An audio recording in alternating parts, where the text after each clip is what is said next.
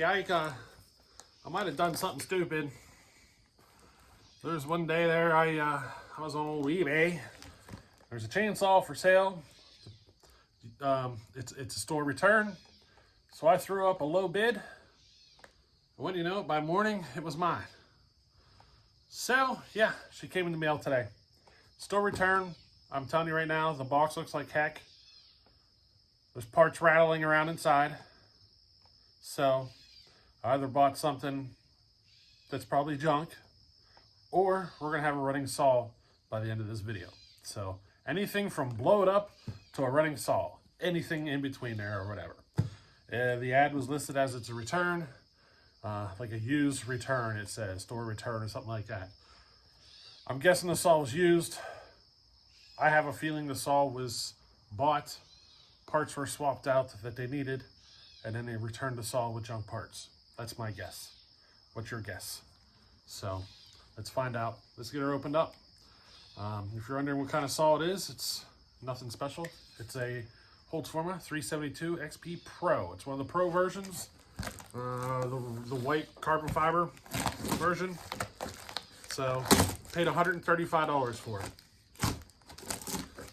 You know, I wasn't going to bid any higher than that, but that was what my bid was, and I ended up winning for that bid. Definitely a used saw, without a doubt. It is a full wrap version, but I can tell you it's been ran. It's covered in sawdust. So, and it's got the Holtzfforma tags still on the pull start. So they ran it, and it looks like they left the tag on the pull start while they ran it. See the tags? They're covered in sawdust, the same as the rest of the saw. So I'm guessing they ran it with the tags on and the intention to return it. So, definitely was some scamming going on there.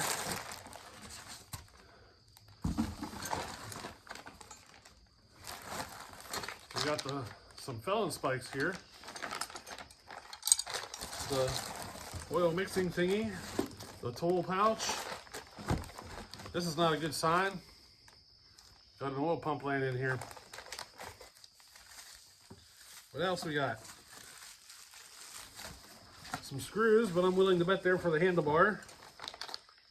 How often do you see a saw show up with an oil pump? You know what I mean? So, let's see what's going on here. Are we going to end up with a turd? Are we going to have a running 372 XP Pro? There she is. Got the tags on the pull start still. And it was ran. It was definitely ran with them on. Just the way they're filthy. They got sawdust on them. I guess they could have taken them off and put them back on. But it looks like it was ran with them on.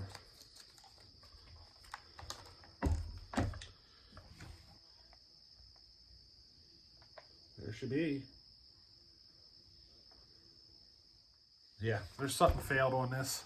Let me pull this. Something seems off. Everything seems intact there, right? How far should we go? There's a chance I bought this saw for 135 bucks, which ain't a bad price, you know what I mean?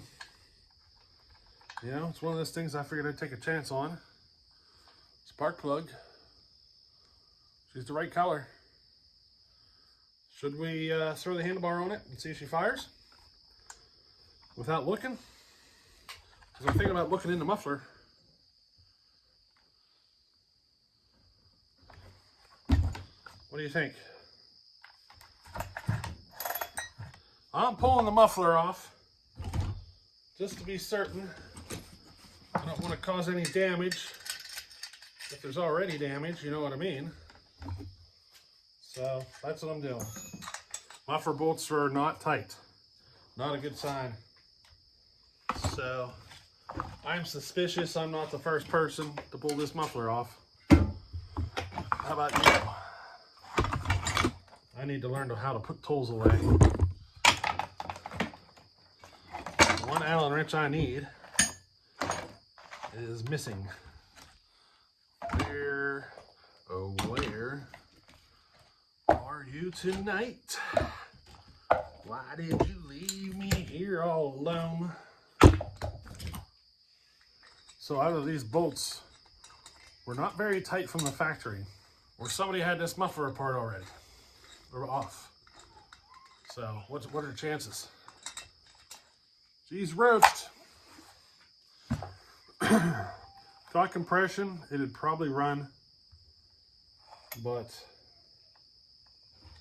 I'll say straight gas. That's my guess. So you don't look good. She's dry as a bone. I don't see a drop of oil. The crosshatch is still in the cylinder. That piston is as dry as a bone. I guarantee you this thing was straight gassed. We're gonna keep tearing her down. I'll bring you back in here in a minute. I'm gonna pull the top end off. Alrighty, so, and I think they JB welded the cylinder to the case. This is what I'm headed to try to get it off. Alrighty, we got her loose. Alright, so I need the camera, or my lights on my camera so I can get a good view. So I might as well just turn the camera on so you can get a good view, right? So that's what we're going to. Alrighty, here's our piston on the intake side. Very smooth. Really no oiliness to it at all. And here's our exhaust side. Through the rings and all.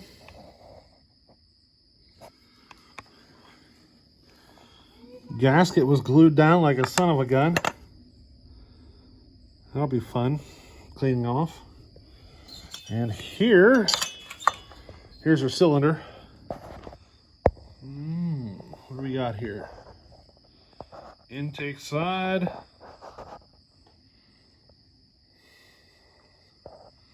Nothing looks out of the ordinary over there. Got a little bit of scratching going on at the port. Looks like evidence of ports that weren't chamfered correctly.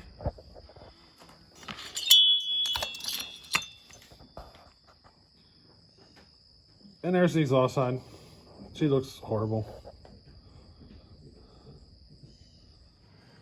So the top end's roached. You know, I'm not surprised at all. Now, I'm contemplating something. So I have another top end here. This is a big bore top end. Farmer Tech big bore top end.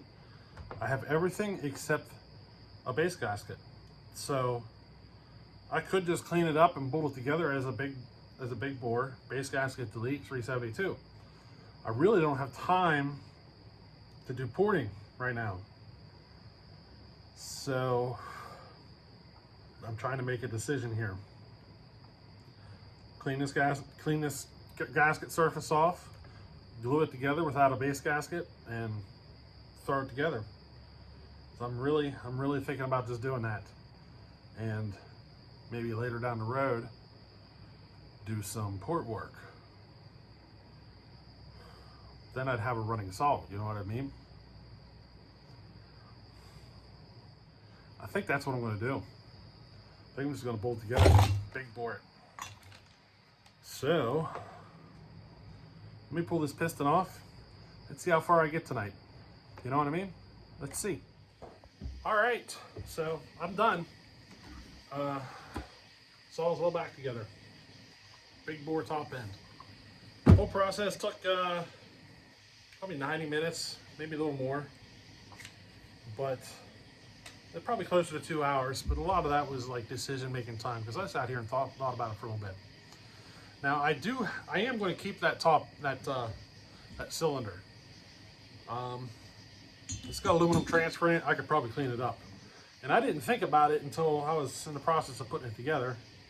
I'd already had the cylinder bolted on at the time.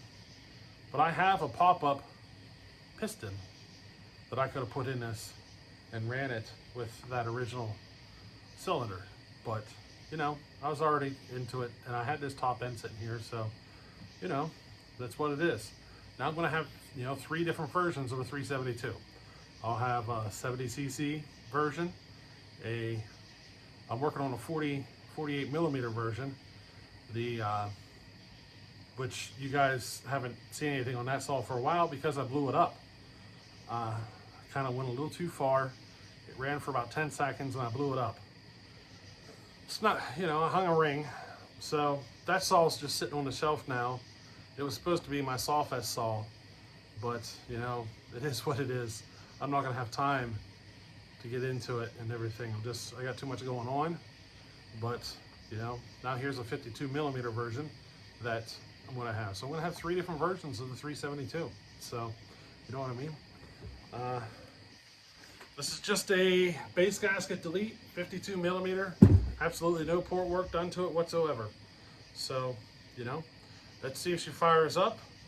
I'm expecting probably an air leak, probably a crank seal or something, which is kind of convenient because I have 2 sets of crank seals in the mail right now. So they should be here in the next day or 2. So if it does have a crank seal issue or an air leak issue, it's probably coming from the crank seal. And, you know, I got them on the way. But let's see if she fires. We're at that moment, you know? Let's see what happens. I'm going to try to move my camera. I busted my camera mount while I was doing this. Let me turn that off. All right, now I'm going to try to move my camera here for you so you get a better view. I busted my camera mount while I was doing this. It fell on the floor and shattered. So my phone is literally taped to the tripod right now, electrical tape. So it is what it is, you know what I mean? We make it work. So how's that? That work? And I'll bring it down a little lower. Alrighty. Let's see what happens. Let's see what kind of compression she has first. Oh yeah. Oh, I forgot to say, I did do a muffler mod. I did a 5-second muffler mod. I cut a slot in it and opened her up. That's literally the only muffler mod I did to it. Alrighty. I'm gonna hit the compression release. Let's start pulling. See if we can get some fire.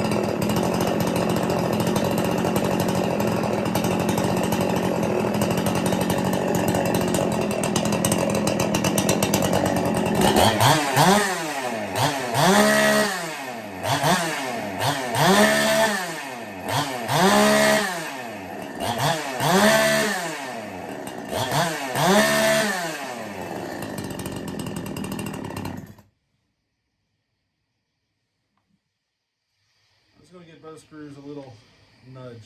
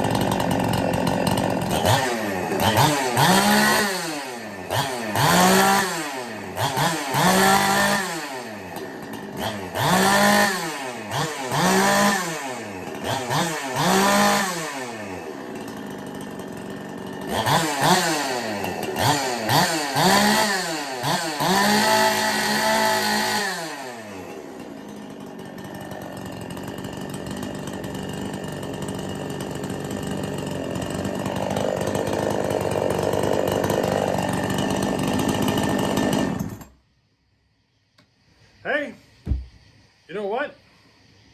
She seemed fine. The tune was lean, so maybe that was the issue. The tune definitely seemed lean. So that might be why they cooked it in the first place. A lean tune. That'll do it every time, right? But the issue with lean tuning, especially if you're running like a 50 or 80 to 1 on like Sabre or something, or even 100 to 1 or whatever. The issue with lean tuning is it's less forgiving if you develop an issue. So, you know what I mean? You see, when the surface gets hot, like think of your frying pan. Next time you're cooking food, you get your frying pan hot and you drop some oil in the frying pan. You'll notice the oil moves away from the hot spot. And you get the same thing at your exhaust port on your saw. If it gets hot, the oil will try to move away from that spot and you end up with an issue like this. That's why lean tunes, you know, they're not exactly the best thing to do. So, you know, always start off rich, lean it out until the fork stroke's gone, and it's usually just a touch past that you hit the sweet spot. So, you know, I think that might have been what cooked this saw. But right now she seems spectacular. She's running great. So, I mean, it's late at night right now. It's going on 10 o'clock. So, you know, next time we'll do a video of this saw in the wood. What do you say? We'll see how she does. I'm actually pretty happy. It doesn't even seem like it has an air leak. So, I'm stoked. 135 bucks for the saw and a top end that I already had laying here. How much do these top ends go for? What, 40, 50 bucks? 40 bucks, something like that? So when I'm still less than $200 for, you know, a 372 XP Pro with a full wrap. So I'm happy. I'm very happy. You know, by the way, I was wondering, do these saws come with the skid plate on the bottom, or did somebody put that on there? And these felling dogs, do they come with the saw? You know, I'm wondering if those come with the saws, because those might be other add-ons that helped, you know, push it up. But anyway, hope you enjoyed this interesting video. Basically, from getting a crappy saw off of eBay to the point of having it running. And it seems like it's going to be a good runner too. So, hey, we'll catch you in the next one. Later.